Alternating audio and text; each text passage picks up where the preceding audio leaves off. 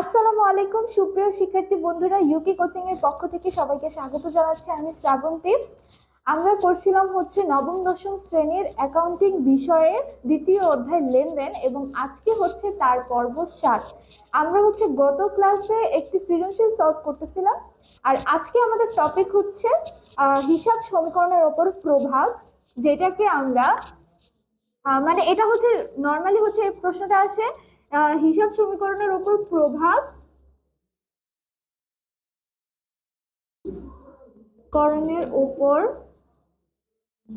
প্রভাব বা প্রমাণ করো এ সমান সমান এল প্লাস ও ই, বা বলবে টেবুলার ছক।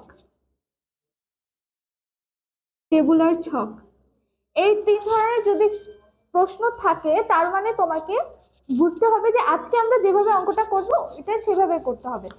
তো এইটা কিন্তু তোমাদের জন্য অনেক ইম্পর্টেন্ট, কারণ এটা কিন্তু পরীক্ষায় আসবে। ঠিক আছে, তো আমরা সৃজনশীলটি আরেকবার একটু দেখে নেই, তাহলে তোমাদের আবার মনে করতে সুবিধা হবে। তো রিফাত এন্টারপ্রাইজ একটি ব্যবসায় প্রতিষ্ঠান। 2017 সালের ডিসেম্বর মাসে উক্ত ব্যবসায় প্রতিষ্ঠানের ঘটনাগুলো সংঘটিত হয়েছে।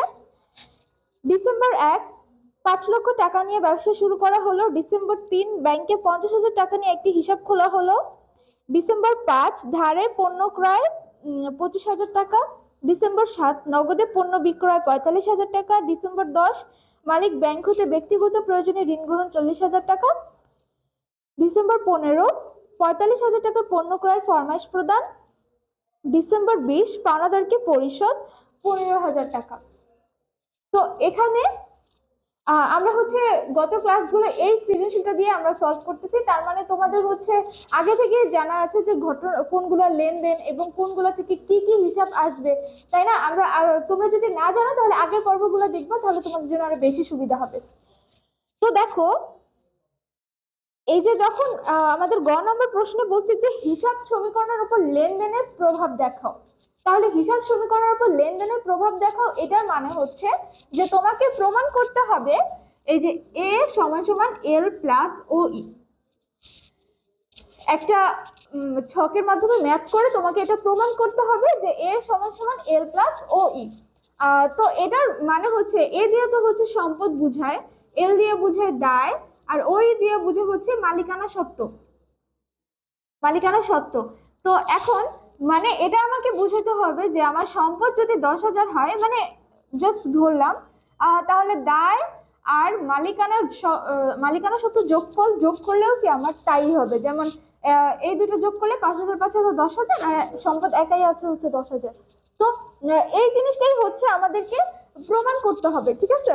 তো এবার আমরা একটা অঙ্কের মাধ্যমে এটা প্রমাণ করব।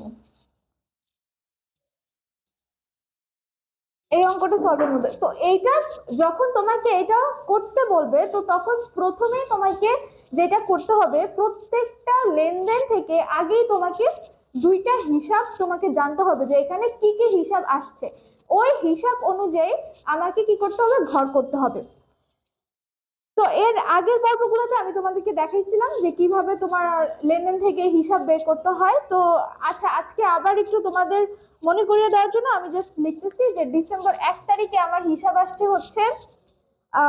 ব্যবসা যেহেতু শুরু করছে, তার মানে নগদান হিসাব আর মূলধন হিসাব, নগদান হিসাব আর মূলধন হিসাব।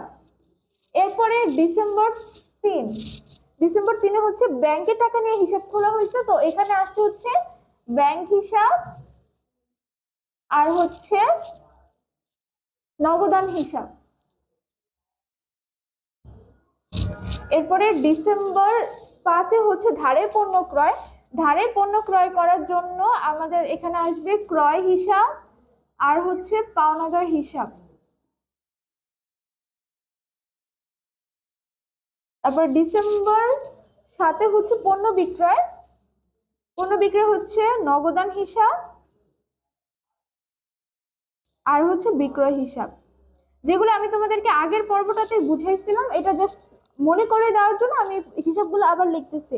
আর ডিসেম্বর 10 আর ডিসেম্বর 15 আমাদের জন্য লেনদেন হবে না, সো এটা আসবেই না অঙ্কের মধ্যে। এবার হচ্ছে ডিসেম্বর 20 পাওনাদারকে পরিশোধ। তাহলে হচ্ছে পাওনাদার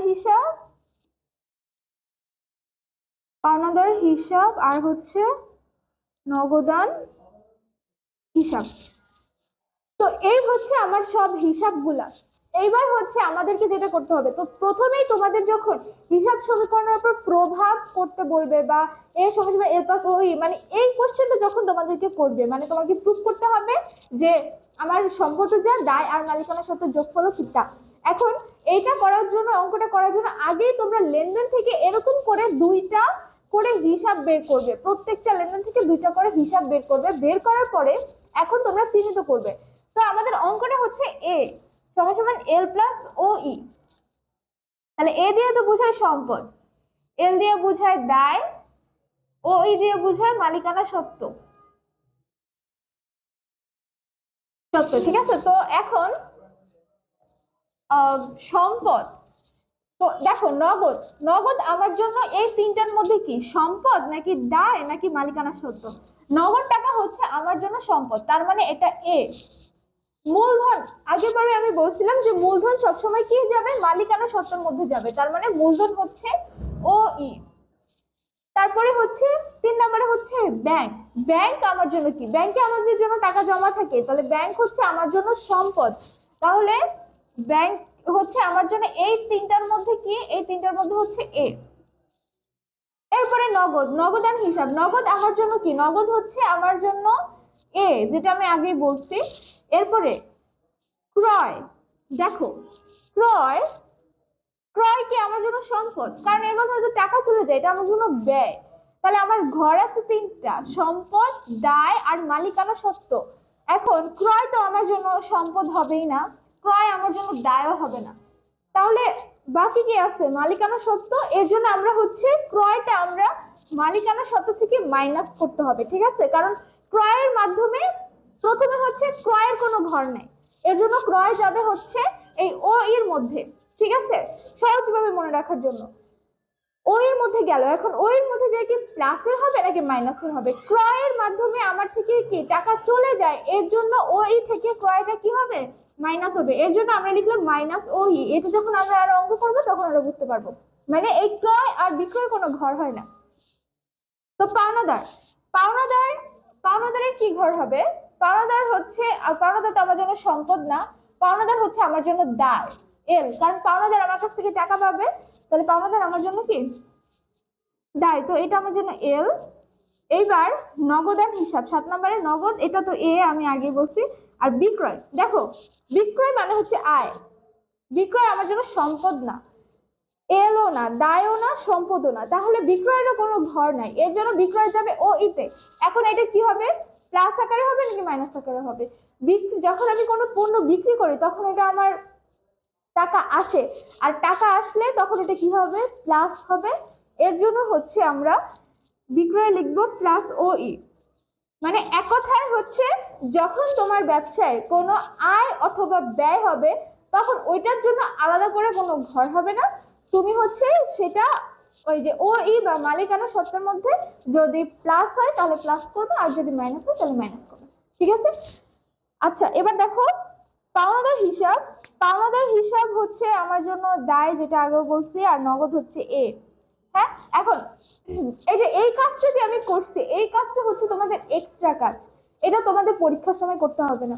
এইটা হচ্ছে প্রথম প্রথম তোমরা যখন হিসাব সমীকরণের উপর প্রভাব করবা তখন হচ্ছে এই নিয়মটা ফলো করবা, এবং হচ্ছে প্রত্যেকটা হিসাবকে চিহ্নিত করবা যে কোনটা কোন হিসাবে যায়, তাহলে তোমাদের অঙ্ক করতে আরো সুবিধা হবে, বুঝতে পারছো? আর হচ্ছে তুমি যদি এটা এভাবে করো, আস্তে আস্তে করতে করতে তখন তোমার এই জিনিসটা আর করতে হবে না, কিন্তু প্রথম দিকে তুমি যদি এভাবে করে করো তাহলে তুমি ছকটাও কি সুন্দর করে কাটতে পারবে, আর কোনটা কোথায় যাবে সেটাও তুমি ভালো মতো বুঝতে পারবে। এর জন্য হচ্ছে এই এক্সট্রা কাজটা আমি তোমাদেরকে করে দেখালাম। যারা একদমই হচ্ছে ঘর কাটতে পারো না, তারপরে হচ্ছে কয়টা ঘর হবে এটা জানো না, তারপরে কোথায় যাবে সেটাও জানো না, তাদের জন্য হচ্ছে আমি এই নিয়মটা হচ্ছে করে দিছি। আর যদি কেউ এরকম না করে করতে পারে তাহলে তো আলহামদুলিল্লাহ, তাহলে তো কোনো কিছু বলার নেই। তো এবার দেখো এবার দেখো যে এখানে আমার কি কি আসছে, সম্পদ কি কি আসছে, নগদ, নগদ আসছে, ব্যাংক আসছে, নগদ আবারও আসছে। দেখো নগদ তো একটা পাইছি, তাই না? নগদ কি বারবার এতগুলো নগদ নিতে হবে? নিতে হবে না। তার মানে মানে এক কথা বলতে গেলে দেখো নগদ এখানেও আছে, এখানেও আছে, এখানেও আছে, তাহলে এতগুলো নগদ তো আমার নেওয়ার দরকার নেই। তাহলে একটা নগদ আমি কমন নিয়ে নিই, তাহলে নগদ হচ্ছে একটা। তাহলে একটা নগদ পেলাম, মানে সম্পদের মধ্যে আমরা কি কি পাইছি। এরপরে নগদ বাদে আর কি কি সম্পদ পাইছি? নগদ বাদে সম্পদ পাইছি ব্যাংক, এই যে ব্যাংক। তাহলে ব্যাংক পাইছি, ব্যাংক কি আর আছে? ব্যাংক আরো থাকলে ওটা নিব না, আমরা একটাই নিব। তাহলে এই নিলাম হচ্ছে ব্যাংক। এরপরে আর কোনো সম্পদ আছে? না, আমার জন্য আর কোনো সম্পদ নাই। তো এটা এই পর্যন্ত হচ্ছে আমার সম্পদ ছিল। এবার দেখি দায় কি কি পাইছি। দায়ের মধ্যে পাইছি হচ্ছে পাওনাদার। পাওনাদার পাইছি শুধুমাত্র এল, এই যে একটা পাওনাদার, এই যে একটা পাওনাদার। এখন দুইটা পাওনাদার লেখার তো আমার কোনো দরকার নাই, এর জন্য আমরা কি করবো, একটা পাওনাদার কমন নিয়ে নিব, পাওনাদার। এরপরে মালিকানা সত্ত্ব একটা পাইছি। আচ্ছা, মালিকানা সত্ত্ব তোমার মূলধন তো থাকবেই, আর যদি নাও থাকে কিন্তু তোমার মালিকানা সত্ত্বের ঘর আসবেই, ঠিক আছে? এটা কনফার্ম। সবসময় তোমাকে মূলধনের একটা ঘর দিতেই হবে। এই দেখো, তাহলে এরকম হিসাবগুলো বের করার পরে তুমি যখন এগুলো বের নিতে পারছো, যদিও এটা একটু সময় সাপেক্ষ, তারপরেও হচ্ছে তোমরা করতে করতে এভাবে প্র্যাকটিস করতে করতে তোমাদের এটা বুঝতে আরো সুবিধা হয়ে যাবে। প্রথম প্রথম তোমরা এভাবেই করবা। এবার দেখো, তো এর মধ্যে আমরা পাইছি নগদ আর ব্যাংক, আর দায় আর মালিকানা সত্ত্বের মধ্যে পাইছি পাওনাদার আর মূলধন। তাহলে আমার এর মধ্যে ঘর হবে কয়টা? এর মধ্যে ঘর হবে দুইটা, দুইটা ঘর হবে। আর পাওনাদার আর মূলধনের মধ্যে হবে হচ্ছে এল এর মধ্যে একটা, একটা এল এর মধ্যে, আর ও এর মধ্যে হচ্ছে একটা। এটা তো সবসময় ঠিক আছে। তো তাহলে এইভাবে হচ্ছে আমরা করি। এখন ছকটা আঁকবো, এর মধ্যে দুইটা, এল এর মধ্যে একটা, ও এর মধ্যে একটা।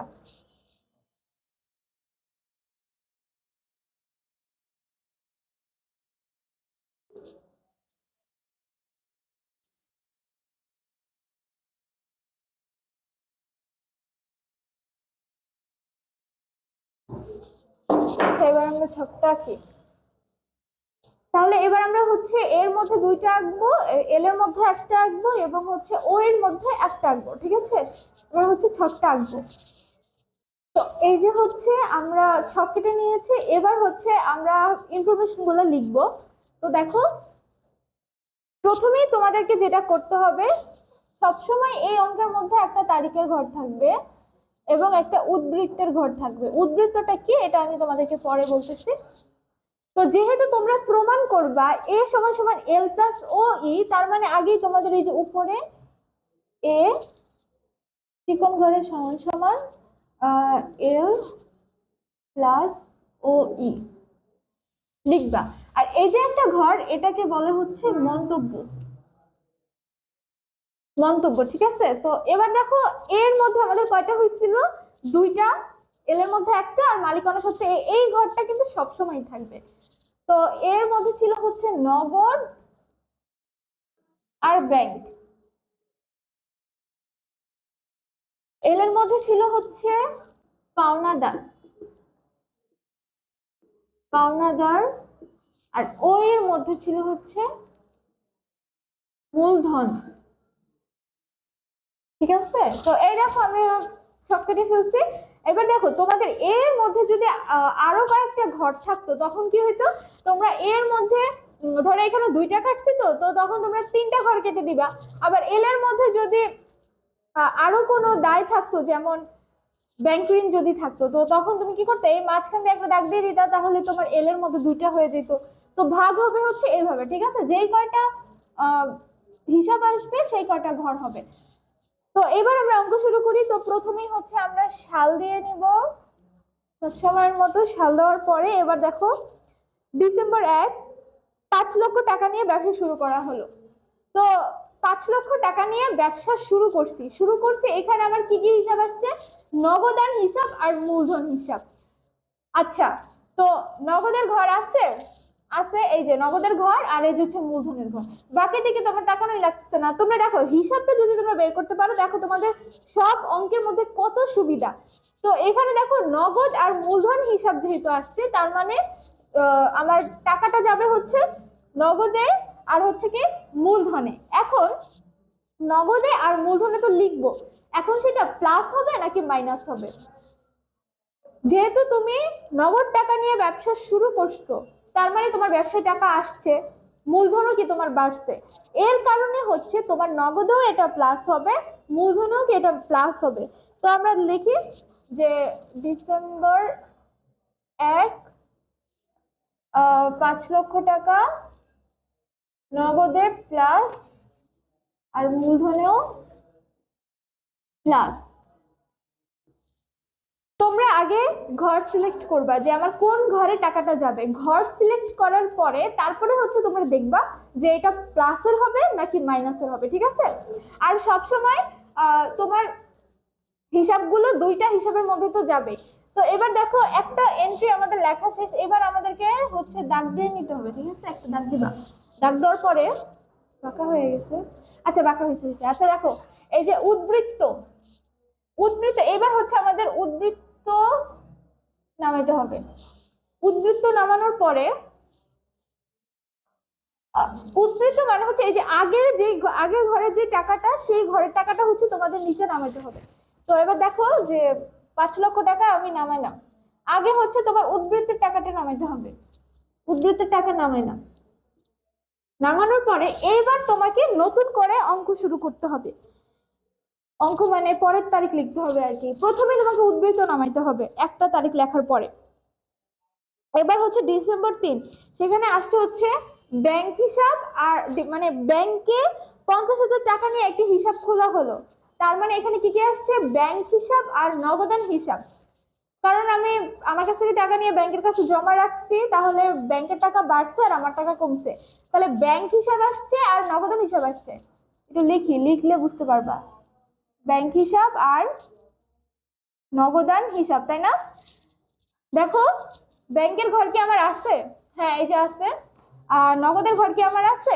হ্যাঁ আছে। তাহলে আমরা ঘর পেয়ে গেছি, ঘর সিলেক্ট করা শেষ। এবার হচ্ছে আমাদের কি করতে হবে? এবার হচ্ছে আমাদের এই কোনটা টাকাটা কোথায় প্লাস হবে কোথায় মাইনাস হবে।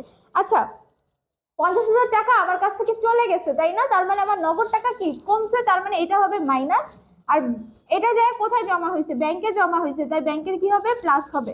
তো আমরা ব্যাংকে হবে প্লাস, নগদে হবে মাইনাস। তো 50,000 টাকা ডিসেম্বর 3, 50,000 টাকা এখানে আমরা প্লাস আকারে লিখবো।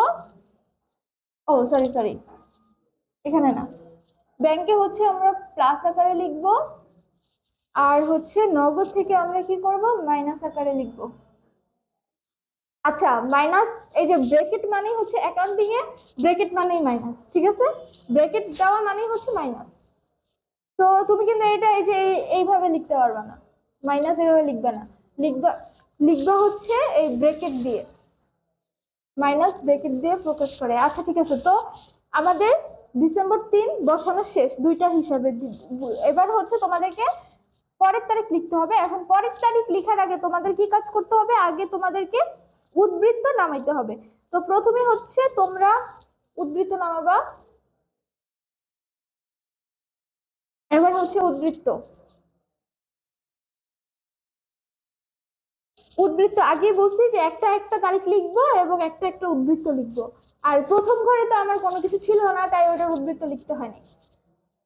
তো এই 5 লাখ থেকে 50,000 বাদ দিলে হয় 4,50,000, আর হচ্ছে এই যে 50,000, ঠিক আছে? আর এইখানে তো কিছুই হয় নাই, তো তুমি হচ্ছে এটা যা তাই তাই নামায় রাখবা, ঠিক আছে? কিন্তু প্রত্যেকটা লাইনে লাইনে কিন্তু তোমাকে উদ্বৃত্ত নামাইতেই হবে, ঠিক আছে? এখন এখানে কাজ হয় না দেখেছে এটার উদ্বৃত্ত নামাবো না এমন কোনো কথা নেই, প্রত্যেকটার উদ্বৃত্ত নামাইতে হবে। যেটার কাজ আছে কাজ করে নামাবো, আর যেটার কাজ নাই সেটা এমনি জাস্ট ডিরেক্ট বসে দিব, ঠিক আছে? এরপরে হচ্ছে উদ্বৃত্ত নামানো শেষ, আমাদের এবার পরের কাজ করতে হবে, সেটা হচ্ছে ডিসেম্বর 5। ডিসেম্বর 5, তো ডিসেম্বর 5-এ বলছে নগদে পণ্য, সরি সরি, ধারে পণ্য ক্রয় 25,000 টাকা। তো ধারে পণ্য ক্রয় করলে কি কি হিসাব আসে? ক্রয় হিসাব আর হচ্ছে পাওনাদার, পাওনাদার হিসাব, তাই না? তো ক্রয় হিসাবটা তোমাকে পাওনাদারের কি ঘর আছে? হ্যাঁ, পাওনাদারের ঘর আছে, এই যে এলে ঘর আছে। এর ক্রয়ের কি কোনো ঘর আছে? ক্রয়ের কোনো ঘর নাই। তার মানে আমি বলছিলাম যে যেটা ঘর নাই সেটা যাবে ও ইতে। আর এমনি তো এটা ব্যয় হয়েছে, ব্যয় হওয়ার কারণে এটা ও ইতেই যাবে। ঠিক আছে? তো এখন ঘর সিলেক্ট করা শেষ, এবার আমাদের দেখতে হবে প্লাসও হবে নাকি মাইনাসও হবে। তো ধারে পণ্য কিনছি, আগে তো আমার পাওনাদার ছিল না, আমি যখন থেকে ধারে পণ্য ক্রয় করছি তখনই আমার পাওনাদার এসে আমার মাথার উপরে চাপ দিবে যে আমার টাকা দাও। তার মানে আমার পাওনাদার কি বাড়ছে। এর জন্য এলে হবে এটা প্লাস। আর ভবিষ্যতে তো আমাকে টাকাটা দিতে হবে, ক্রয় করছে আমার ব্যয় হয়ে গেছে না, এখন না দেই ভবিষ্যতে তো আমাকে টাকাটা দিতেই হবে। এর জন্য এটা হচ্ছে আমার জন্য কি হবে, মাইনাসের হবে। তো ওই থেকে এটা মাইনাসের হবে আর পাওনাদার এটা প্লাসের হবে। তো আমরা এখন লিখি পাওনাদারের প্লাস আর ওই থেকে মাইনাস। কত টাকা? 25,000 টাকা। তো এই যে তোমরা কিন্তু তারিখটা যেটা দিবা সেই বরাবরই টাকাটা লিখবা। ঠিক আছে? অনেকে আবার এই যে এইখানেই লিখে দেয়, এই যে দাগের পরে যে জায়গাটা এটা কিন্তু উদ্বৃত্তের ঘর, মানে উদ্বৃত্তের জায়গা, উদ্বৃত্তের ঘর বরাবর তোমরা কিন্তু এটা লিখবা না, এই তারিখ বরাবর যে মানে তারিখ বরাবর যেখানে যায় সেখানে লিখবা। তো 25,000 পাওনাদারে প্লাস হবে আর ওই থেকে মাইনাসে হবে। তো লেখা শেষ, আমাদের একটা তারিখ লেখা শেষ। আবার আবার হচ্ছে আমরা দাগ দিব। আচ্ছা, দাগ দেওয়ার পরে এবার হচ্ছে আমরা উদ্বৃত্ত লিখবো। উদ্বৃত্ত লিখবো, আবার আমাদেরকে উদ্বৃত্ত নামাতে হবে। তো এখানে কোনো কাজ নাই, তাই আমরা যা তাই লিখবো। কি লিখলাম? ও সরি, হয় নাই। 4,50,000, এটা হচ্ছে 50,000, এটা হচ্ছে 25,000, আর এটা হচ্ছে 4,75,000 মাইনাস করার পরে। তো উদ্বৃত্ত নামানো শেষ, এবার আমাদের আবার পরের তারিখ দেখতে হবে, সেটা হচ্ছে ডিসেম্বর 7, নগদে পণ্য বিক্রয়। তাহলে নগদে পণ্য বিক্রয় করলে কি আসে? নগদান হিসাব, নগদ হিসাব আর হচ্ছে বিক্রয় হিসাব, তাই না? তো এই হিসাব আসছে। তো নগদের ঘর আছে আমার অঙ্কের মধ্যে, হ্যাঁ এই যে নগদের ঘর আছে, তার মানে নগদের ঘর তো আছে। বিক্রয়ের ঘর আছে? বিক্রয়ের ঘর নাই, তার মানে যেটা ঘর নাই সেটা কই যাবে? মূলধনে যাবে। এখন এইটা কি প্লাস হবে নাকি মাইনাস হবে? নগদে পণ্য বিক্রি করছি, তার মানে আমার নগদ টাকা বাড়ছে। আমি যদি মার্কেটে বিক্রি করি আমার কাছে টাকা আসবে না, তো নগদে হচ্ছে প্লাস। আর নগদে প্লাস মানে বিক্রয়ের মাধ্যমে আয় হয়, তো এটাও প্লাস। তো এবার তোমাদেরকে জাস্ট এটাই লিখতে হবে। তো আমরা তারিখ দেই ডিসেম্বর 7, ডিসেম্বর 7, নগদে পণ্য বিক্রয় 45,000 টাকা। তো নগদে হবে প্লাস আর হচ্ছে ওই তো হবে প্লাস। ঠিক আছে, হয়ে গেল। আচ্ছা, তো এবার আমাদেরকে আবার উদ্বৃত্ত নামাতে হবে। আবার আমরা হচ্ছে উদ্বৃত্ত নামাবো, উদ্বৃত্ত নামাবো। তো এটা হয় হচ্ছে, এবার আমাদেরকে কি করতে হবে? উদ্বৃত্ত নামাবো। তাহলে এখানে কি করতে হবে? যোগ করতে হবে। তাহলে হয় 4,95,000, পরে হচ্ছে 50,000, এরপর হচ্ছে 25,000, আর এটা যোগ করলে হয় হচ্ছে 4,00,000, সরি 4,00,000 না, 5,20,000।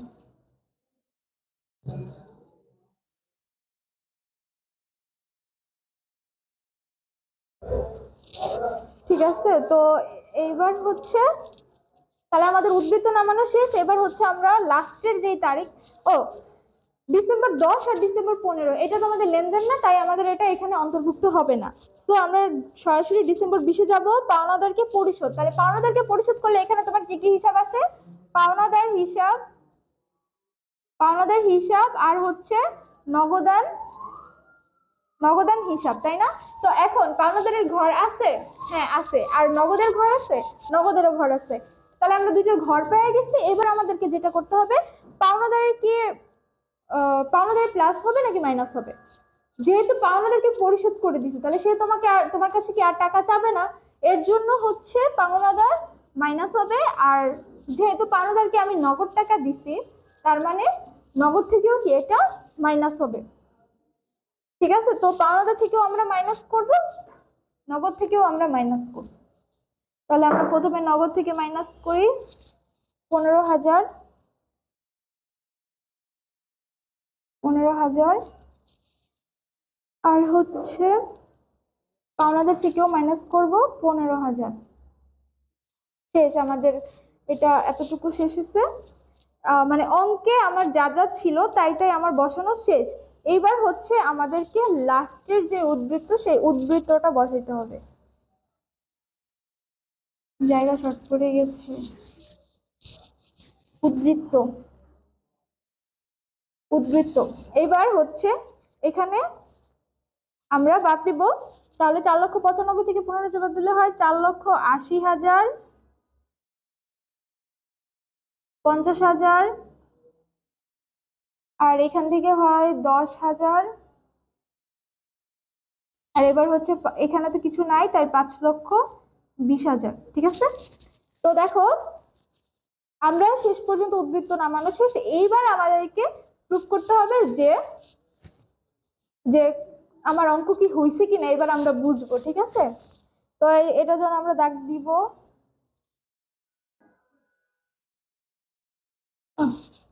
আচ্ছা, এবার তোমরা কি করবা, দাগ দেওয়ার পরে হচ্ছে এই যে এই মাঝখান দাগটা মুছে দিবা, কারণ সম্পদগুলো আমাকে যোগ করতে হবে না। আচ্ছা, আগে আমরা এটা যোগ করি। 5,20,000 আর 10,000 যোগ করলে হয় হচ্ছে 5,30,000, 5,30,000, আর হচ্ছে 4,80,000 আর 50,000 যোগ করলেও হয় হচ্ছে আমার 5,30,000। ঠিক আছে, তো 5,80,000 ও 50, 4,80,000 50,000, হ্যাঁ। তো 4,80,000 50,000 যোগ করলেও হয় হচ্ছে আমার 5,30,000। তার মানে দেখো আমাদের অঙ্ক কিন্তু মিলে গেছে। আমরা যেটা প্রুফ করতে চাইছিলাম এ সমান সমান এল প্লাস ও ই, সেটা কিন্তু আমরা প্রুফ যেহেতু করে দিছি, তো এটাই আমাদের অ্যান্সার। তো আমরা এবারে যে জেড টেনে দিব, কারণ জেড টানতে হবে তোমার অঙ্কের মধ্যে। তো জেড টেনে দিছি, এটাই হচ্ছে আমাদের অ্যান্সার। আর যদি তোমার অ্যান্সার না মিলে তার মানে হচ্ছে তোমার অঙ্কে ভুল আছে। ঠিক আছে, আর হচ্ছে এই যে লাস্টের ফিনিশিংটা দিবা সমান সমান, আর এই যে প্লাস। ঠিক আছে, হয়ে গেছে। তো এই ছিল হচ্ছে আমাদের হিসাব সমীকরণের উপর প্রভাব। তোমরা হচ্ছে বাসার মধ্যে অঙ্ক করবা। ও আরেকটা জিনিস, সেটা হচ্ছে মন্তব্য। এই যে যে মন্তব্য, এই ঘরের মধ্যে তোমাদের 4টা জিনিস আসবে। সেটা হচ্ছে মূলধন, আয়, ব্যয়, উত্তোলন। একটু উপরে লিখে দিই, হ্যাঁ, মূলধন, আয়, ব্যয়, আর হচ্ছে উত্তোলন। এই 4টা জিনিস হচ্ছে তোমার মন্তব্যের মধ্যে আসবে। তোমরা দেখবে যে কোন কোন লাইনে এই 4টার মধ্যে জিনিস আসছে। যেমন 1 তারিখে কি আমার মূলধন নিয়ে ব্যবসা শুরু করছে, তার মানে এখানে আমাদের একটা মন্তব্য হবে, সেটা হচ্ছে মূলধন আনয়ন। আচ্ছা, এরপরে হচ্ছে ব্যাংকে জমা দিছে, এখানে আমার এই 4টার মধ্যে কোনো কিছুই হয় নাই, তার মানে এটা আসবে না। পরের 5 তারিখে ধারে পণ্য ক্রয় করছি, 5 তারিখে পণ্য ক্রয় করার, এখানে আমার এই 4টার মধ্যে ব্যয় হয়েছে, কারণ ক্রয়ের মাধ্যমে আমার ব্যয় হয়, সো এখানে আমি লিখবো ব্যয়। এরপরে পরের তারিখে হচ্ছে নগদে পণ্য বিক্রয়, যেটার মাধ্যমে আমার আয় হয়, এর জন্য আমরা এখানে লিখবো আয়। আর এরপরে পাওনাদারকে পরিশোধ, পাওনাদার আমার কাছ থেকে টাকা পাই, তো আমি তাকে দিয়ে দিছি, এখানে তো আমার কিছু হয় নাই। তো এই 4টা জিনিস যদি তোমরা খেয়াল করো, দেখবা যে কোন কোন লাইনে এই 4টা জিনিসের মধ্যে হয়েছে, তো সেটাই তোমরা লিখবা। ঠিক আছে, তো এটা হচ্ছে আমাদের হিসাব সমীকরণ ছিল। আশা করি তোমরা বুঝতে পেরেছো। আমি একদম ভেঙে ভেঙে তোমাদেরকে বোঝানোর চেষ্টা করেছি। এরপরেও যদি তোমাদের সমস্যা থাকে তোমরা অবশ্যই আমাদেরকে জানাবে, আমি আবারও তোমাদের জন্য এই হিসাব সমীকরণের ক্লাস নিয়ে আসবো ইনশাল্লাহ। পরবর্তী ভিডিওতে আমি তোমাদেরকে লেনদেন সম্পর্কিত আরো যেই যে ম্যাথ আছে বা হচ্ছে যে যে নিয়ম আছে সেগুলো হচ্ছে শেখাবো। তো সেই পর্যন্ত তোমরা ভালো থাকো, সুস্থ থাকো, আল্লাহ হাফেজ।